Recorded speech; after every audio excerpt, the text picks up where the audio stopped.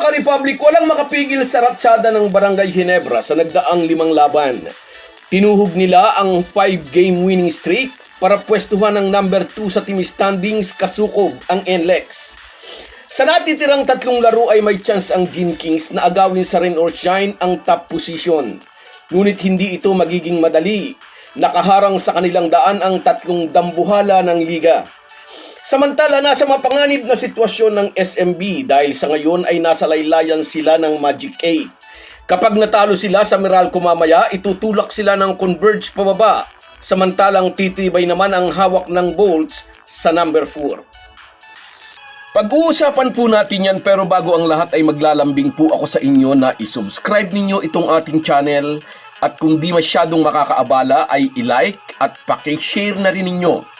Malaking bagay po yan sa aming mga vlogger. Maraming salamat. Mga ka-Republic, pinakamainit na team ngayon ng Barangay Ginebra habang papalapit sa dulo ng elimination round. Dire-diretsyong 5 panalo. Medyo malamig ang simula ng mga mag-aalak sa pagbubukas ng Commissioner's Cup. Maagang 2 talo ang natikman ng mga bataan ni Team Cone. Una ay laban sa NLEX 113-118. Pero ang talong iyon ang naging wake-up call para sa mga Ginebra Bigs at simula noon ay naging agresibo sila sa depensa. At noong April 5, natalo ulit ang Gin Kings sa SMB 82-85. Ito ang kanilang huling talo bago nila sinimulan ang 5-game winning streak. Hawak ngayon ng Ginebra ang 7-2 win-lose record. Gaya nga po ng nasabi na natin sa ating previous video, tabla sila ng NLEX sa 2nd pwesto. Pero hawak nila ang momentum. Aminado ang mga coach ng ibang team, pinakamainit ngayon ang mga mag-aalak. Ginawa nilang pulutan ang huling 5 team na kanilang nakalaban. At heto ang nakaka-excite para sa mga Ginebra fans. May pagkakataon ng Gin Kings na agawin sa rain or shine ang number 1 spot. Bagamat hindi ito magiging madali. Kailangang umalign ang mga bituin para sa Ginebra. Unang dapat mangyari ay kung masusweep nila ang natitira nilang 3 laro. Sabi nga ng marami, parang dadaan sa butas ng karayom ang Gin Kings sa hangaring ito. Sa ganda ng nilalaro ng mga bataan ni Coach Yang Giao, napakahirap talunin ng mga ito. Bagamat nasingitan sila ng Phoenix. Kung nagawa ng Phoenix, imposible rin ba para sa Ginebra? Kaya ang tanong ngayon, sapat ba ang bagsik ni na Justin Brownlee, Scottie Thompson at RJ Barrientos para walisin ang huli nilang 3 laban? Sa papel, mukhang kayang-kaya. Timing ang pagbabalik ng dating forma ni Scottie Thompson, almost triple-double siya sa huling panalo ng Ginebra. Nagpasabog naman ng 25 big points si RJ Barrientos at si Justin Brownlee, parang bumabalik sa dati niyang forma nang dumating siya noong 2016. Pero tandaan natin, isang team sport ang basketball. Sa lalim ng bench ng Meralco, Rain or Shine at Token Tex, yung masweep ang mga ito ay isang napakabigat na misyon.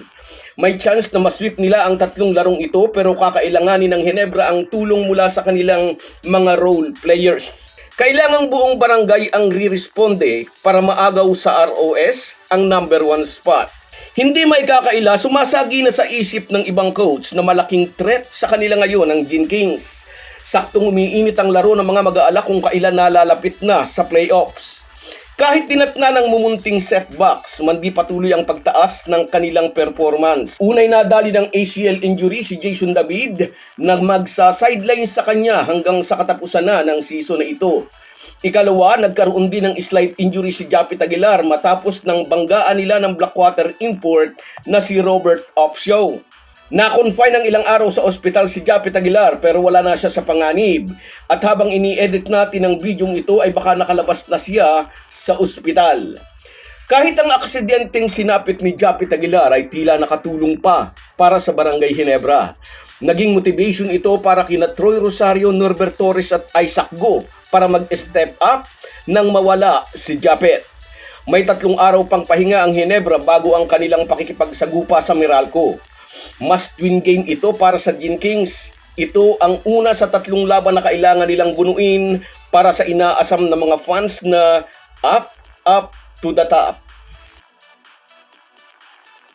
Kung ang Ginebra ay isa sa mga kupunan na nangunguna, ang powerhouse SMB ay nasa laylayan ng team standings. Nasa number 8 sila sa record na 4-5, halos abot kamay lang ng number 9 Converge na 4-6 ang kartada. Haharapin mamaya ng San Miguel ang Meralco, labanan ng dalawang team na naglalayong patatagin ang kanilang posisyon sa team standings. Hangad ng Beermen na manatiling kasama sa Magic 8 samantalang gustong patibayin ng Bolts ang pagiging number 4. Krusyal sa parihong kupunan ang laro nila mamaya.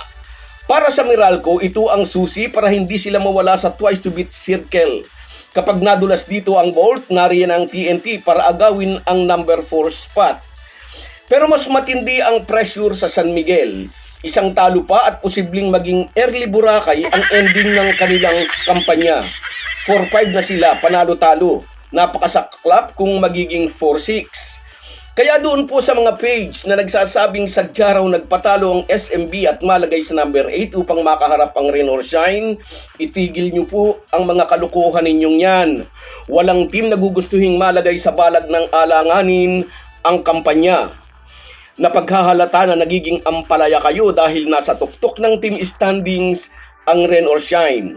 Anyway, indirectly ay papabor sa Hinebra kung mananalo ang SMB mamaya. Pababagali nito ang pag-akyat ng Meralco bago sila magharap sa May 1. So guys, yan lang muna. Hanggang sa muli. Kung wala po kayong mga viewers namin ay walang magtatagumpay na vlogger. Kaya salamat po sa inyong panunood. Shout out sa iyo, Kitana24 at sa kanyang mga anak na sina Jejep, JC, and Timothy. Shout out sa inyo at sa iyo rin, Nimita42. Salamat sa laging panonood, idol. At sa iyo rin, shout out Norman Flores, isa sa pinaka matindi nating supporter. At sa iyo rin, Almira Maravilla, ang saya raw talaga niya. Sa iyo rin, shout out Alfredo Lacerna Vlog, naway manalo ang Hinebra sa Meralco mamaya, sabi niya. At sa iyo rin, shout out Merson Kabadi Vlog sa Oman. Salamat sa inyong lahat. Kahit gaano po tayo kabisi, ay huwag po nating kalimutan ang ating buhay espiritual.